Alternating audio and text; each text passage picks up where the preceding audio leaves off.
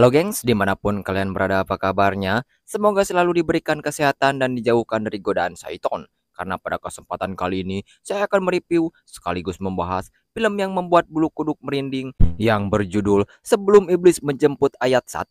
Di mana film ini akan menceritakan seorang gadis remaja yang tidak bisa melupakan masa lalunya yang kelam. Karena ibunya meninggal secara tragis saat dirinya masih kecil. Sementara ayahnya juga pergi meninggalkannya lalu menikah dengan Jahe alias Janda Herang yang memiliki dua orang anak sebayanya. Saat ia tumbuh dewasa, dirinya mengetahui bahwa ayahnya yang kaya raya akhirnya bangkrut dan sekarat dengan penyakit misterius kemudian meninggal dengan cara tidak wajar. Penasaran sengeri apa film ini? Daripada banyak bacot di awal, mending subscribe aja biar tidak ketinggalan dongeng harian dari saya. Jika sudah, yuk gaskeun. Au.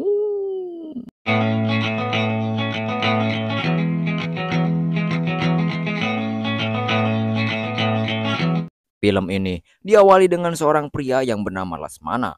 Ia adalah pria parubaya yang mempunyai istri dan satu anak perempuannya yang bernama Alfi. Di mana Lesmana ini serba kekurangan yang terobsesi dengan kekayaan namun dengan cara yang indomie alias instan. Akhirnya, ia memutuskan untuk menemui seorang dukun untuk membantunya mengabulkan permintaannya tersebut. Sang dukun pun kemudian memberi Lesmana sebuah syarat yang dimana ia harus membawa seikat rambut dan beberapa cuan. Dan tak butuh waktu lama, Lesmana langsung memenuhi syarat tersebut. Lalu sang dukun membuat ritual di villa milik Lesmana. Kemudian dukun itu memakan rambut yang sudah dibungkus dengan kertas dan setelah itu mencabut sehelai rambutnya untuk diberikan kepada Lesmana. Lalu membakar uang yang Lesmana bawa sebelumnya dan membawa kepala seekor kambing yang telah disiapkan. Lalu tiba-tiba setelah Lesmana menyaksikan sang dukun terbang, Lesmana kemudian mengatakan, Aku hambamu. lalu seketika Lesmana membawa banyak sekali uang yang membuatnya sangat bahagia dan film pun baru dimulai. Beberapa tahun kemudian, Lesmana menjadi sukses. Apapun bisnis yang dirinya geluti membuatnya kaya raya. Namun di sisi lain, istrinya yang menjadi tumbal proyek harus wafat dengan keadaan yang tak wajar. Tak berhenti di situ, Lesmana juga menelantarkan Alpi. Bahkan ia kini sudah menikah lagi bersama Las Kecil alias Lasmini, mantan artis yang mempunyai 3 orang anak, Maya, Ruben, dan Nara. Akan tetapi, di kesuksesan Lesmana ini tak berlangsung lama, di mana bisnisnya mengalami bangkrut dan dirinya masuk rumah sakit dengan kondisi yang sangat memprihatinkan. Singkat cerita, Alpi yang sudah beranjak remaja dikabari bahwa ayahnya ini sedang berada di rumah sakit. Mendengar hal itu, meskipun Alpi merasa kecewa terhadap ayahnya, memutuskan untuk pergi menjenguknya. Di sana, Alpi bertemu dengan ibu tiri dan kedua saudara tirinya. Lalu, Alpi melihat ayahnya. Di saat itu juga, tiba-tiba ia diserang oleh makhluk yang merasuki Lesmana, yang mengeluarkan cairan hitam dari mulut Lesmana kepada Lili pacarnya Ruben. Setelah kejadian tersebut, Alpi sudah sampai di tempat yang lembab dan sedikit kumuh. Dan ternyata ia datang ke sebuah villa milik ayahnya untuk bernostalgia semasa kecilnya. Di mana tempat itu adalah tempat terjadinya petaka. Sementara Lasmini dan anaknya juga berkunjung ke villa tersebut dengan niat mengambil surat villa untuk mereka lelang. Kemudian, tanpa disengaja, mereka pun bertemu satu sama lain. Singkat waktu, ketika malam sudah poek, Alpi sempat bertengkar dengan Lasmini, di mana dirinya masih tidak terima dengan ibu tirinya yang dianggap telah merusak kebahagiaan keluarga kecilnya dulu, dan pertengkaran ini berujung dengan sebuah tamparan. Hingga Alpi yang marah pun lari ke dalam kamarnya. Tak berselang lama, Alpi keluar dari dalam kamarnya, di mana pada saat itu ia menemukan sebuah ruangan yang terkunci. Dan seperti biasa, gak kepo, gak horor. Lalu, Alpi membuka pintu itu dengan kunci yang ia temukan di atas pintu tersebut. Kemudian, ketika Alpi masuk ke ruangan ini, ia sangat terkejut dengan adanya benda-benda aneh seperti bekas ritual. Di sini juga terdapat beberapa buku yang berisi gambar makhluk halus dan hal-hal aneh lainnya, termasuk fotonya sewaktu ia masih kecil. Di sisi lain, Maya menyuruh Ruben untuk membuka sebuah pintu yang terkunci dan dipaku dengan rapat. Setelah pintu tersebut berhasil dibuka, tiba-tiba muncullah sebuah hawa aneh tak kasat mata yang keluar menuju ke rumah sakit tempat di mana Lesmana dirawat. Dan setelah itu, Lesmana yang tengah sekarat tiba-tiba mendapatkan kejadian aneh yang menyeramkan, di mana dari mulutnya keluar rambut yang diiringi darah yang sangat hitam. Bahkan, rambut itu mengikat badannya hingga remuk dan hancur, yang membuatnya meninggoy dunia. Sementara itu, setelah pintu itu terbuka, Lasmini dan Maya juga Ruben menemukan ruangan bawah tanah yang membuat mereka penasaran. Namun, tiba-tiba Alpi datang yang melarang mereka untuk masuk ke sana dengan alasan bahwa tempat tersebut berbahaya. Akan tetapi, Lasmini menolak, bahkan memarahi Alpi dan menghinanya. Kemudian, setelahnya, Nara menunjuk kaki ibunya dan tiba-tiba Lasmini pun ditarik ke bawah oleh makhluk misterius yang diiringi dengan suara-suara aneh yang menyeramkan. Setelah kejadian inilah, Maya mencoba untuk turun dengan niat akan menyelamatkan sang ibu. Akan tetapi, tiba-tiba Lasmini keluar dari ruangan tersebut, menyerang Maya hingga tangannya terluka. Sontak, Alpi yang melihat hal ini tak tinggal diam, ia segera memukulnya dengan sebuah palu. Namun Lasmini yang sebelumnya sudah modar, tiba-tiba ia bangkit dan mengamuk, merangkak ke dinding lalu melompat keluar jendela. Setelah itu, Maya merintih kesakitan dan di waktu yang sama, Nara menemukan sebuah boneka, di mana boneka tersebut mirip dengan boneka santet yang sudah lama. Lalu, Ruben mengajak Alpi pergi keluar rumah untuk mengecek mobilnya. Namun, seperti biasa, sutradara menyulitkan mereka dengan mobil yang mogok, sehingga mereka tidak bisa mencari bantuan. Alhasil, melihat kondisi yang terjadi, meskipun gelap gulita, ditambah hujan deras, Alpi pun memutuskan berjalan ceker bersama Maya untuk mencari rumah penduduk. Namun di tengah perjalanan, mereka kembali bertemu dengan Lasmini yang sudah dirasuki roh jahat.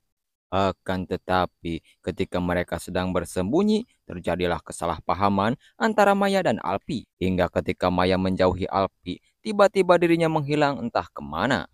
Sementara di villa, Ruben menghubungi Lily pacarnya untuk segera datang menjemputnya. Tak lama berselang, Alpi datang memberitahu apa yang telah terjadi.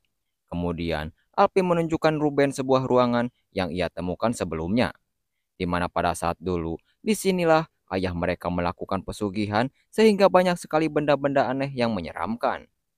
Sementara di sisi lain, Maya begitu amat ketakutan dengan serangan sang ibu yang menyeramkan. Namun, Maya tak tinggal diam, mencoba melawan dan berhasil menghabisinya kembali.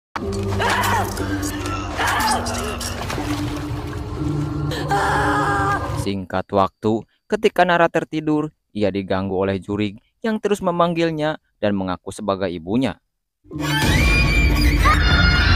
Mendengar teriakan si bocil, sontak Ruben dan Alpi segera datang menolongnya. Namun setelah itu, Alpi diserang oleh makhluk halus tersebut yang membuatnya tak sadarkan diri.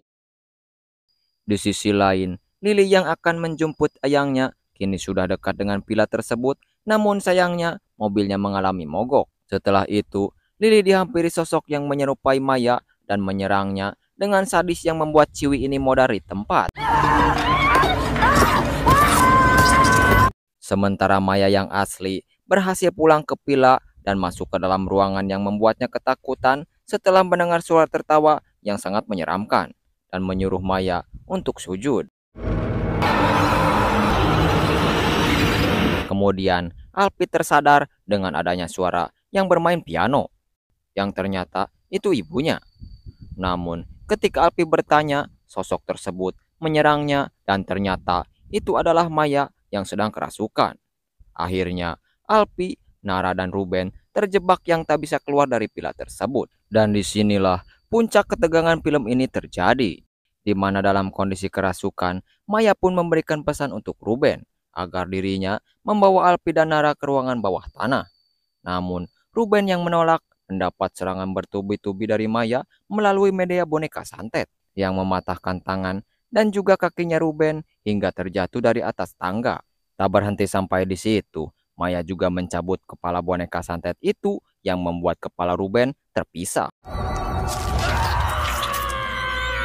Setelah meninggoynya Ruben, kini sasarannya adalah Nara dan juga Alpi yang membuat Alpi tak sadarkan diri. Kemudian, ketika Alpi tersadar, ia tiba-tiba berada di dalam sebuah ruangan yang dipenuhi cahaya lilin.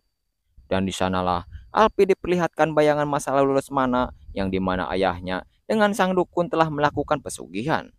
Namun, sang dukun dibayar dengan kelicikan Lesmana yang menusuknya. Di tengah sekaratnya, sang dukun sempat mengambil rambut milik Lesmana dan memakannya. Lalu, Lesmana mengubur jasad sang dukun di tempat tersebut. Dari sinilah terungkap bahwa petaka ini bukan hanya pesugihan semata, melainkan sang dukun menuntut balas kepada seluruh keluarga Lesmana. Setelah diperlihatkannya kejadian itu, Alpi melihat Maya yang masih kerasukan. Sama halnya dengan Ruben, Alpi disakiti dengan media santet. Tangannya dipaku, jari-jarinya dipatahkan.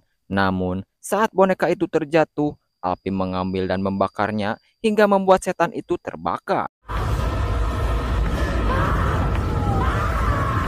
Agar kutukan ini tidak berlanjut, Alpi kemudian menggali lantai tempat di mana dukun itu dikubur. Setelah menggali cukup dalam, Alpi menemukan tengkorak dukun tersebut. Lalu mengambil rambut yang dukun itu telan sebelumnya dan membakarnya. Akan tetapi, setan itu menarik Alpi ke dalam lubang yang dirinya gali, yang membuatnya tak sadarkan diri. Namun, setelah ia tersadar, Alpi kini berada di kubangan lumpur, mirip dengan lubang kuburan yang basah terkena air hujan, dan di sebelahnya ada tengkorak dukun tersebut. Tak berselang lama, Alpi dililit rambut yang sangat panjang. Kemudian, ia mengambil sebuah pisau yang ada di dekatnya, lalu memotong rambut itu. Meskipun saya tidak mengerti, di sana sudah disediakan pisau. Setelah itu, Alpi berusaha naik ke atas.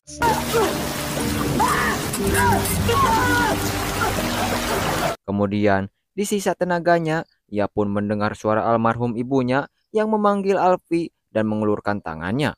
Lalu, tanpa pikir panjang, Alpi pun meraihnya dan berhasil keluar dari lubang tersebut. Dan tanpa diduga, orang menariknya ini adik tirinya yang tak lain adalah Nara.